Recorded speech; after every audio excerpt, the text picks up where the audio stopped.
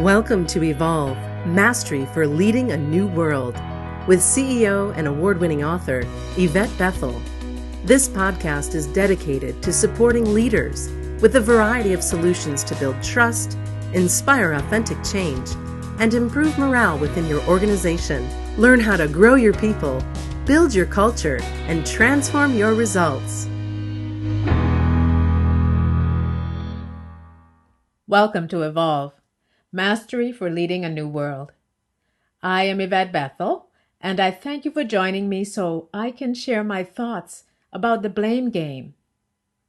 I always marvel when I sit in meetings when assigned actions were not taken, and the responsible manager would say, "Well, I gave that project to one of my supervisors, and they were unable to finish it." The underlying message in this blaming statement is that the manager delegated the responsibility so he doesn't have to be held accountable. So what is blame? When you blame others for your shortcomings, you are appointing fault or responsibility to someone else in an effort to distract attention from your lack of results. This approach can slow down the decision-making process in some companies as the issue degenerates and becomes whose fault is it instead of what went wrong and how can we fix it? We all play a part in unmet goals. If you are a leader, it may be as simple as seeing someone struggling and not offering assistance because it's their job, or it may be that your instructions were not clear. Whatever the reason, blame is based on the intent to cover up the facts, and people who become agile blamers are usually great at the art of spin. Blame is usually intended as a criticism, and it's driven by emotion. It is really a form of cowardice or a lack of courage to admit your mistakes or shortcomings. It sometimes happens in the presence of the person being blamed. In cases like this, the person being blamed may not feel they are in a position to contradict the blamer because the blamer's influence or position is very high in the organization. This is just as cowardly as blaming someone in their absence. So here are a few types of blame. Finger pointing. This is straightforward. It's about using your perception of the situation to formulate a way to displace fault. Another type is using you language.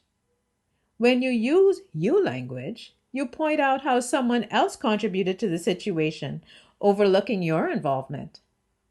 It takes you out of the equation altogether and is perceived as an attack. We are all familiar with excuses. Many people come up with rational, compelling excuses and expect accountability to be waived. The bottom line here is that the project or assignment should be done, and an authentic discussion should occur if you were unable to deliver on time, speak the truth. Instead of making excuses, take ownership and make a commitment to correct the situation. Another type of blame is planting seeds of doubt. Some people have a system of blame they develop over time by planting seeds of doubt about someone else. This is done by questioning their competence or relentlessly pointing out their shortcomings. Constant complaining is yet another tactic. Persons who use these tactics usually do this behind the backs of their co-workers. When something goes wrong, it's very easy to assign blame in the absence of others. Sometimes this approach works so seamlessly that the blame will automatically shift to the unsuspecting target of the blame. So why does blame happen? Blame usually occurs when there's fear and distrust. In an office environment where accountabilities and responsibilities are not clearly defined in job descriptions, there can be misunderstandings caused by responsibility overlap. As a leader, one of the first steps in ensuring you create the groundwork for an environment of professionalism and collaboration is to prepare or review job descriptions. Blame is a self-preservation tactic. It is used to cover up your perceived incompetence because you are afraid of embarrassment or being attacked. Some persons prefer to deflect rather than suffer humiliation. Another reason why blame occurs as a self-preservation tactic is because a person may read any form of criticism, constructive or otherwise, as an attack. Rather than suffer through the perceived attack, they prefer to deflect responsibility. Yet another reason why people may blame others is because they link performance to their earning potential. They don't want their salary increase or bonus to be affected by anything or anyone. So they protect their earning potential by blaming others. Always keep in mind that making yourself look good by causing others to appear incompetent is not a sound tactic. It can catch up with you and expose you in time. There are people who assign their self-worth to being perfect. They fear any perceived form of failure, and they associate mistakes, no matter how small, with reputational risk, not realizing that they are sacrificing their reputation by blaming. There's another type of person who blames others because of jealousy. They feel that you should not have gotten that promotion or you should not be making more money than them. They perceive a grave injustice has taken place, and they are seeking to restructure the playing field by proving themselves more suitable for your job. Blame is a destroyer of trust, and at its root is a lack of integrity and a lack of emotional discipline. It can affect your team by reducing productivity. It creates reciprocal distrust, and when distrust happens, it has a way of being reflected back at the person who created it, because distrust moves like a virus. Another product of blame is the real team issues may remain undefined and unattended to because they are buried beneath the blame game. No one wins the blame game in the long run. If you're a blamer, it may appear that you've won, but you are whittling away the trust in you as a coworker and the trust among members of the team. So when you're interested in creating a blame-free environment, here are a few tips. Firstly, ask the right questions. Team leaders set the tone when the first question seeks to find out who caused something to happen. This puts the team and the person or persons who caused the challenge in defense mode and leads to finger pointing and other types of blame, designed to cover up the truth. When an error needs to be corrected, decision makers should seek the facts by asking questions that are designed to learn what happened and why it happened. This sets the tone necessary for open conversation and action. When creating a blame-free environment, take appropriate responsibility. There are people who take responsibility for more issues than they should, and there are others who take responsibility for nothing at all.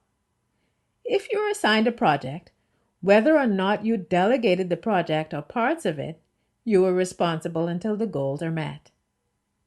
If things didn't go the way you planned, ask yourself questions like, what part did I play in the creation of this situation? Or, what could I have done differently? When creating a blame-free environment, build your integrity. Admit when you're wrong. Say what you intend to do to correct the situation, and then correct it. If you're a leader, remember, don't blame your team. They are an extension of you. The next suggestion is stick to the facts. If you can extrapolate the facts and focus on a solution, you can get things done. Use discernment to understand the real issues and then set the objective to take a fair course of action. My next suggestion is to use emotional intelligence to change your blaming behavior. Firstly, identify your emotional patterns. Do you feel destabilized when something goes wrong? Is blaming someone else an optimal solution for you and the team? Once you identify your emotions and patterns, take responsibility for the circumstances. Fear usually drives blaming behavior. Identify your fears and take concrete steps to overcome them. Think about the consequences of your actions. As a leader or member of a team, you should always be aware of the possible outcomes of your actions or inactions. If you can master this skill and think about possible consequences to your actions and course correct, you can proactively seek to circumvent problematic outcomes. When creating a blame-free environment, you need true leaders. As a leader, you should manage blaming discussions by focusing the group on facts and not taking sides. Also, remember to recognize your biases and assumptions. Also, remember to recognize your biases and assumptions. Blamers will always come to you with spin and draw you into their web if they are aware of your biases.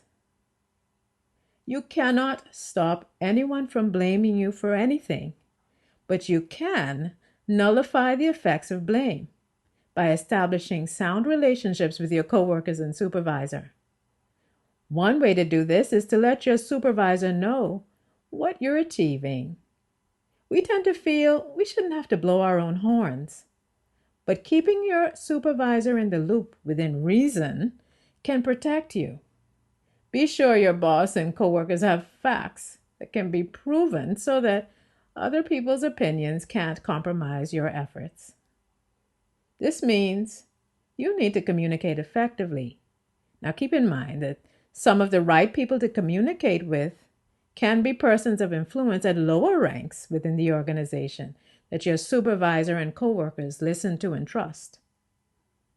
And finally, when you're protecting yourself against blame, maintain your integrity. Be someone your supervisor can trust so that if you say anything, you will be believed and respected, especially when things go wrong and your coworkers are actively pointing their fingers at you. Thank you for joining me at Evolve, Mastery for Leading a New World. I invite you to join me every Monday for a new podcast. In the meantime, always remember to grow your people, build your culture, and transform your results. Thanks for listening to Evolve, Mastery for Leading a New World. Visit YvetteBethel.com to learn more about Yvette's leadership programs and to download her free gift, Success Tips for Igniting Your Career.